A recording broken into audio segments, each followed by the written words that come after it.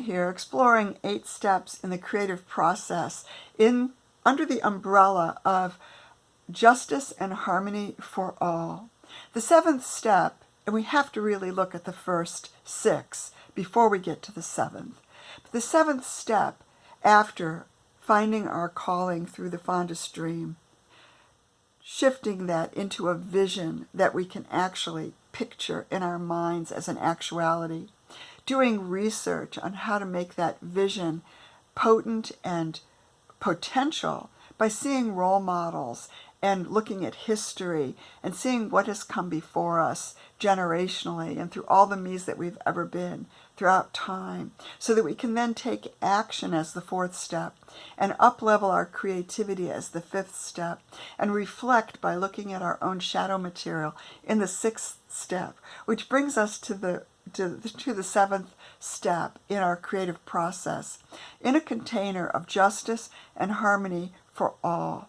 When we get to the 7th step, we really want to be courageous.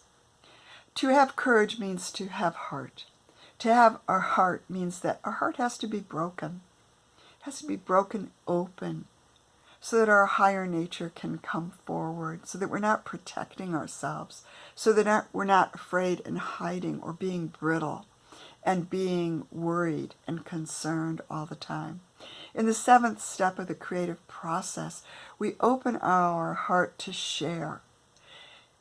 We're never going to get it right. It's never going to be perfect. As one of my teachers says, it's not about perfection, it's about connection. In the 7th step of the creative process, we make ourselves open to share.